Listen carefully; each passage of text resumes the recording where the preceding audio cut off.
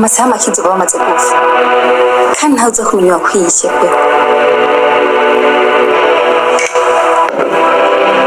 Ubundi we gufa aho uburozi bwa mbere ariko bihuse gutabara nkagufa nabonye ubaye ikidebiri cangira ntireka ndakureke ivyo nzobiryo ndaho nari nzi ko Chris nzomutsindira atangorane kuko waramaze kubikizeza ariko ndiko ndabona urukurambira intambara kuba utakiriho nivyo vyonyene bizotuma mfata umutima n'umubiri wa Chris.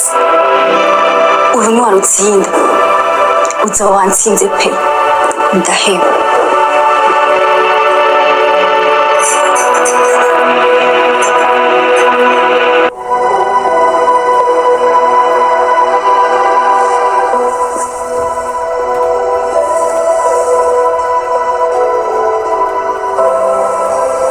Ntigahere naho nkira mw'ijoro umwe kugoye ariko Katia nzokubwira kugeza ryari uwo mutima no ukora umugire wanje ameze uko cyangwa ubaza ko ata mutima runtu ufise basi wewe wibaza ko ukora kuri iby'ubutwari igihe ukurazana amajambo nkayo ku mugabo yibere mu gahinda ko umugore wiwe agwaye adashoboye no kwinyagaza.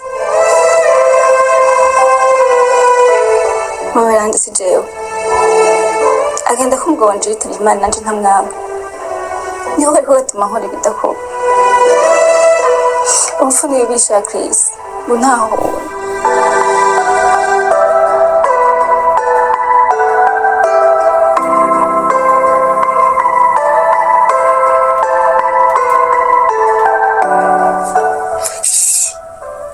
ayo majambo y'urupfu uvuze usanga ari yamukozeko uvuga ko umuganga yatubukije kuvuga amajambo mabi imbere yiwe.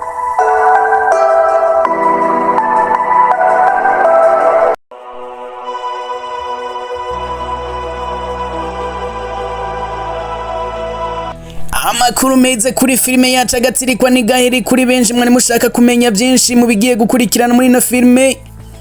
Ku bantu bose mwari mushaka kumenya ngo igice c'icumi kirimwe ibiki canke kishaka kuzoba mwibiki, agumana nanje mbanze ndabayagire, gumana natwe tubanze tuberiki. Ariko tubandanya kuvuga ngo mubandanye kutubwira filime yacu muri ko muyakira gute imbere yuko tuyaga ibindi cyane tubereka ibigira bikurikire. Filime yacu Agatsirikwa Ntigahere bishasha biriko birarangwamwo canke bishasha bariko baravugwamwo, reka tubanza tubashikirize ivyiyumviro bya bamwe bariko baravuga mu makommentire benshi ivyo bariko barazana bambandanya kuvuga. Abenshi muri ko murabandanya kuvuga ngo ino filime yacu kubera iki muyitevya, kubera iki muyiduha mutevye. Filime yacu benshi bariko barabandanya kuvuga ngo nibihe bishasha biyirimwo. Tira gatebe tubanza tubiyage ko hama ubandanye kumenya ukuri kw'ivyo ushaka kumenya kuri no filime. Ikantugacika intege ntukiyumvira ibindi byinshi, ariko ino filime ndazi ko izogushika ku nyota bivanye n'ivyo wiyumvira ushaka gushikako. Abenshi bakabandanya kuvuga ngo mbega koko uyu mukobwa kadoka verbo nakira ntizoca ihera. Ibanga rihari nirivuga ngo oya ntugacika intege ntiwumve ko umenga iyi filime igiye kuguherana, oya kurorera uracarorereye, kuryoherwa uracaryohewe, ino filime iracari yawe. Abenshi bakabandanya kuvuga ngo Mimi Mireye ko tutariko turasubira kumubona muri ino filime, nguko kuri ndakuzaniye ngibi ivyo ukwiye kumenya. Filime y'igice c'icumi ntigucike ntikubane iyi gucika ni segonda nimwe. Ino filime ipfe gushika ku rubuga wayiravye ndazi ko kuwa gatanu uwari we wese buri umwe wese araba filime akunda filime, ino filime igiye kumushimisha. Ibyinshi mutamenye, ibyo utamenye, eka nibyo ushaka kumenya kuri ino filime, bandanya gukurikirana filime igice c'icumi rero ni igice kigiye kwerekana filime rero ngo ni iyihe canke ivugwamwo ibiki, aho tugiye kubona ko uyu Kadoraveri agiye kuvuga mbiga abandi bakabananya kuvuga bati oya Kado turabibona impamvu atari karavuga, turabibona ko ingene kanura n'ingene arira bivanye n'ivyo yumva, turabibona ko yashatse kwigira ikijuju kugira ngo yumvirize abanza amenye neza ikiri nyuma y'ibi bintu. Ariko twaraberetse amafoto ku rubuga rwacu, mwese mwarabibonye ko ino foto ahibandaniriza, ino video ahibandaniriza irabandanya bivuga ko Chanceline azobanza gufata umutima wa Chris. Ivyo ni bihe bitoya bizomara Chris na Chanceline bari mu rukundo. Ese tukibaza uru rukundo bazorujamwo Kadoraveri yaravuze? Ngiri banga ushaka kumenya canke mwifuza kumenya kuri no filme. Kadoraveri bazokundana yaravuze? Ko tuzi ko Kadoraveri ibi bintu atovyihanganira. Kadoraveri cyo kimwe no Chanceline cyo kimwe no Chris hariho seni igiye kuza bari mu rukundo. Mbe bazoja mu rukundo uyu mukobwa n'uyu wundi bakiri kumwe canke Kadoraveri yaravuze? Ivyo benshi bibaza rero, reka tubamenera ibanga tubabwire ko bishoboka kuba rukuri. Nta uje kumena ibanga rya byose, ariko ino filime irakubwira ko umunsi n'umunsi isaha utaramenya, ndazi ino filime izogushimisha. Abenshi baratanguye kuvuga ngo ino filime iriko iratunezereza bivanye na commentaire dusoma by'ivyo muvuga, kuko commentaire ya buri mwe wese burya turayisoma, burya barayisoma twese turi hamwe bakamenya ngo aba bantu bariko bavuga iki, bariko batuvuga kwiki, ninde nande. Reka tubandanye dushimire buri umwe wese ahora akunda kugira ico avuze, buri umwe wese yibuka gufyonda like kuri filme zacu zose, kuko hariho ico bimara. Riri no filme yacu mwese murumva ko iri kiragira ico imaze, kuko amakomantere muvuga niyo mubonye filme kindi kintu kijanye n'iyindi filme baravuga ngo dukeneye filme yacu parti runaka, parti kurikira. Iki kirerekana urukundo musigaye mukunda BMT. Tukabandanya kubaza ngo muri ino filme yacu Agatsirikwa Ntigahere ninde muntu ari karabemeza kurusha uwundi? Mu biheruka baratubwiye muti Chanceline koko ari karabikora neza, ariko aratubabaza bivanye n'ingene yamaze abantu bacu ariko arica muri filme. None erigazo hava yica na Chris hama tube turahombye. Bakabandanya kuvuga bati Kadoraveri wewe karamuka apfuye ino filme yanyu sinzosubira kuyiraba. Tubwire muri commentaire wewe uhageze kuri ino saa turavugana. Kadoraveri hamwe yopfa muri ino filme, wewe iyi filme yogumi kuryohera? Uravye filme ingene yubatse ukabona Kadoraveri canke Chris barapfuye, ino filme woguma yiraba? Ngibi rero ivyimviro byinshi dukunda kubona mu mafilime yacu, bakavuga ati uyu mukobwa Chanceline yaje nabi kandi kuza nabi naduramuka dukoreye ku bantu bacu Kadoraveri canke Chris, dino filime yanyu ntituzosubira kuraba, muzoca muyirabana. Iryo rero bikatwereka ko urukundo cane gwino filime ahantu ruhagaze ku gushaka kumenya ko Chris ashobora gupfa, ruhagaze gushaka kumenya ko Kadoraveri ashobora kumererwa neza canke gupfa mu nyuma. Ariko benshi urumva ko bagaragaza ko bavuga ngo ino filime koko uyu mukobwa Kadoraveri akaramuka apfuye filime yanyu itosubira kuyiraba. Bandi bakavuga bati uyu mukobwa Chanceline mbonye filime arimwo ubu sigaye numva ndayitinya kubera ubugome sigaye ndamubonana. Ati uyu mukobwa ararengeje ubugome afise burenze ubwa Kadoraveri bwo twari tumuziko. Abandi twarabonye mu analyse bagira bavuga bati uyu mukobwa Kadoraveri baramukuye ko abakunzi bivanye n'amasene bamuha. Uyu mukobwa Chanceline nawe ati bashaka kumugabanya ko abakunzi bivanye na sene bamuha, ko abantu bazoca bamutinya bakabona ko uyu mukobwa ari inkozi y'ikibi. Ibi rero urashobora kubibona, abagira aya analyse barashobora kuvuga ngo uyu mukobwa Chanceline bagomba bamwankanisha n'abantu kubera ko ariko akina sene z'ubusazi canke z'ububwicanyi. Ariko iki kintu nico nico kiriko kiramugira umuntu w'umu expert muri izi filme mu gukina mu kwactinga, biramugaragaza nk'umukinyi wa mbere mwiza.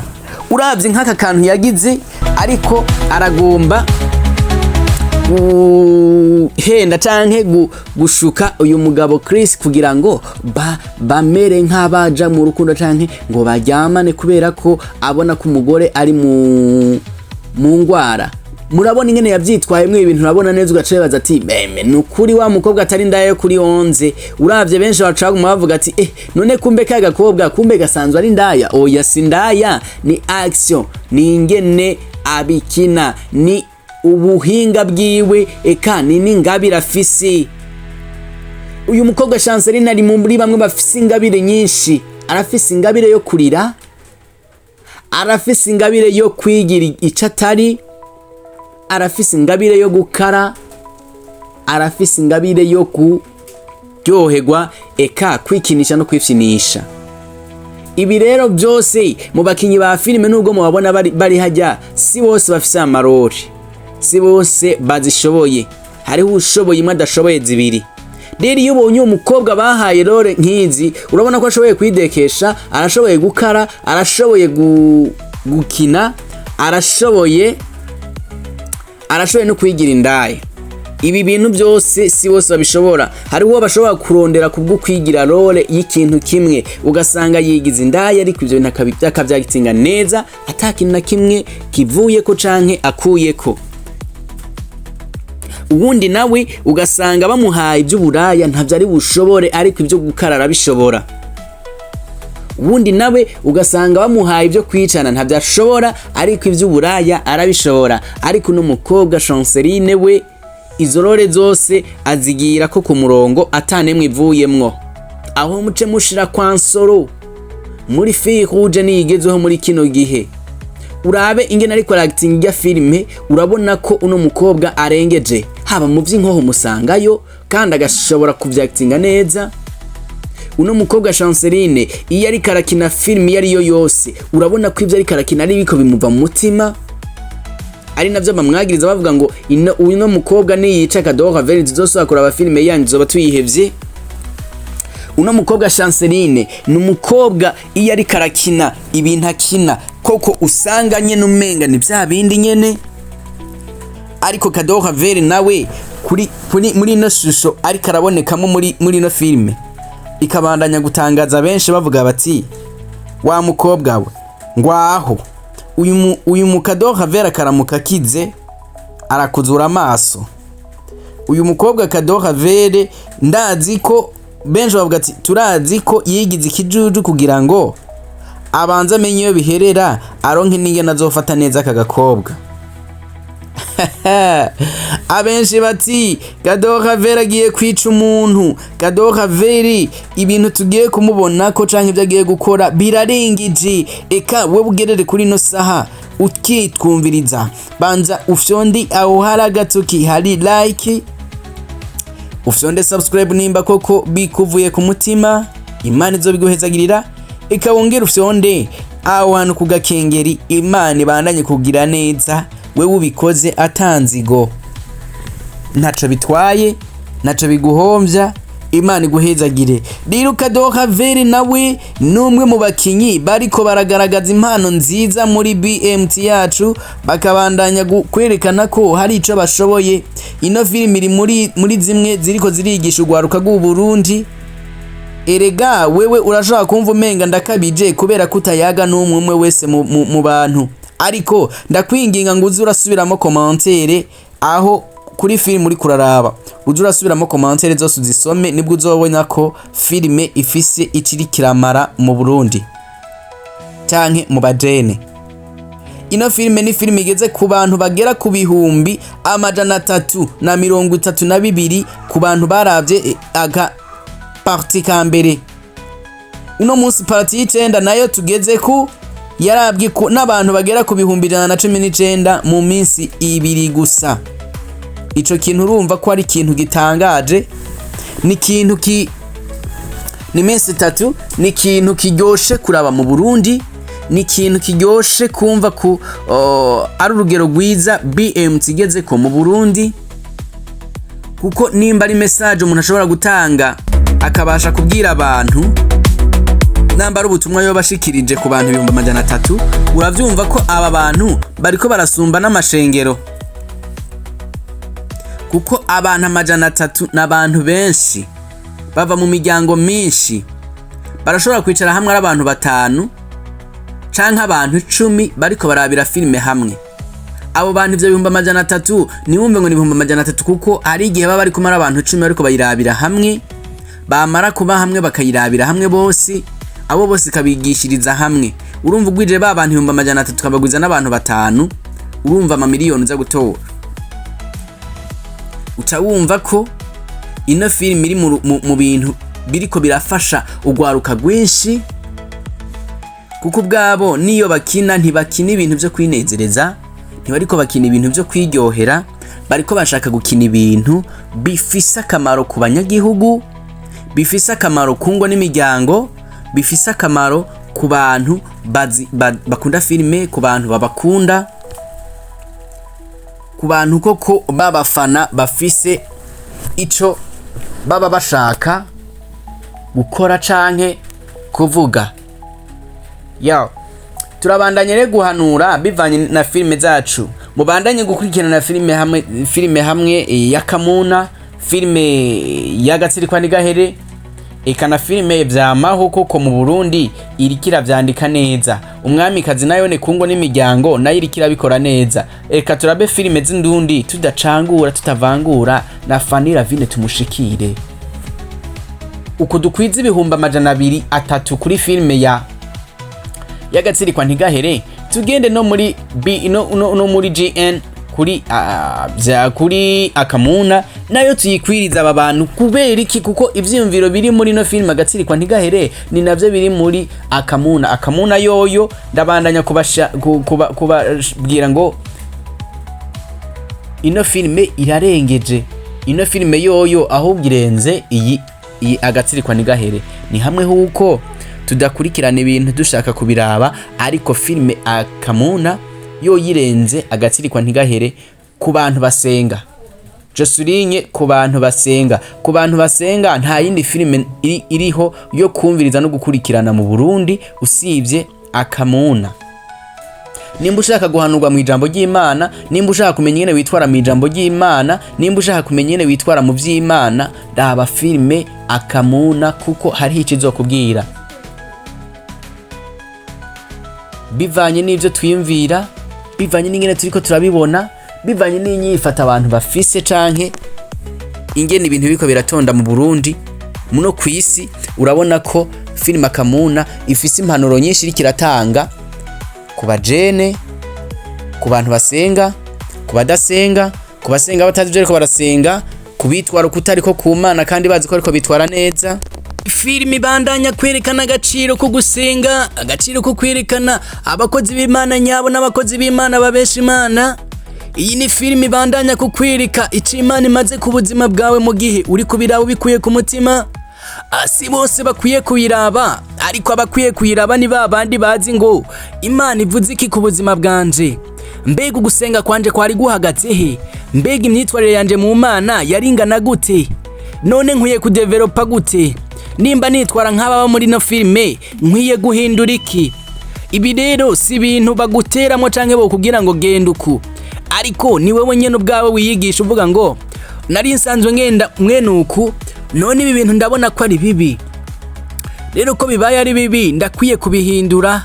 Nkarabira kuri no filme abitwaye neza ndababona, abitwaye nabi ndababona, bikagutera kumva uvuga ngo oya sinkeneye ko iyi nyifato mbi yomba ko kandi nitwusenga aba mbona ko byabaye bibi kuri bo, kandi bari bazi ko basenga abantu bibaza ngo ntibabibona. Kuko kenshi ingeso tugiramwo twibaza ngo ntibazibona, ariko abantu barazibona, banka kutubwira, banka no kubitwereka ko babibonye, ariko burya barabibona bakabivugana bari hariya mu giporoti. Wa bacakunda kuvuga ngo abakizwa bari no munwa ngo kubera bavuga amabanga, ariko kibaza ko ugaca usigara wibaza ngo mbega bijya mukora mwe mwibaza ko batabibona. Iyo babibonye bakabivuga muca muvuga ngo babavuze gute, mwemeza ko babavuze kandi mwabikoze muzi ko ari icaha canke ivyo bintu bibwizwa kuboneka. Burya ngo nta cahishijwe mu isi kitazogaragara no mwijuru. Uhoraho abagirire neza, msyondera subscribe, msyondera sabone, msyonda like, hama tubandanye kwagura umuryango ndiho abagirire neza. Ciao ciao.